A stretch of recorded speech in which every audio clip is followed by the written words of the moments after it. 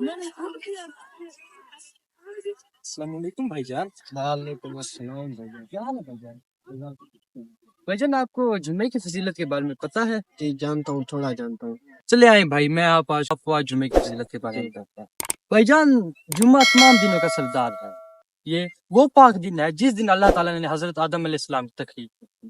یہ وہ پاک دن ہے جس دن اللہ تعالیٰ نے حضرت آدم علیہ السلام کو اس دنیا میں لے کے آئے، اور یہ ہی وہ دن ہے جس دن روز محشر آئے گا، یعنی قیامت آئے گی۔ اور اس کے علاوہ بھی اور بھی جمعے کی بہت سی فضیلات ہیں۔ یہ بتا دیں۔ جی میں آپ کو بتاتا چلوں، جیسا کہ حدیث مبارکہ سنن ابن ماجہ 1084 کیا ہے کہ جمعہ تمام دنوں کا سردار ہے۔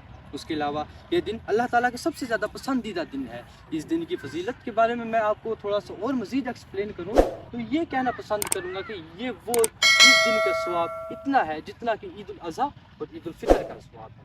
یعنی کہ اگر آپ جمعے کی باجماعت نماز ادا کریں گے تو آپ کو اتنا ثواب ملے گا جتنا آپ کو عید الاضحیٰ اور عید الفطر کی نماز ادا کرنے پہ ثواب ملتا ہے۔ اس کے علاوہ بھی جمعے کی مزید بہت سی فضیلات ہیں، جیسا کہ جمعے کے دن کا ثواب کے بارے میں یہ کہا گیا ہے کہ جو شخص پہلے خطبے میں جمعے کے آئے گا اس کو ایک اونٹ کی قربانی کے برابر ثواب ملے گا۔ سبحان اللہ۔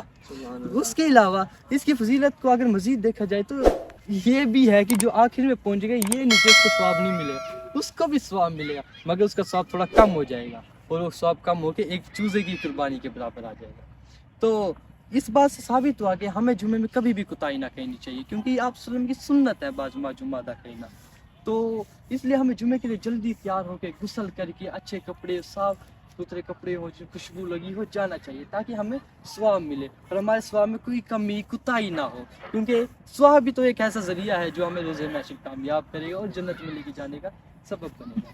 تو میں امید کرتا ہوں کہ آپ کو سمجھ آ گیا ہوگا جمعے کی فضیلت کے بارے میں۔ بہت شکریہ آپ کا، آپ نے میرے جی بھائی جان، شکریہ آپ کا۔ وعلیکم السلام۔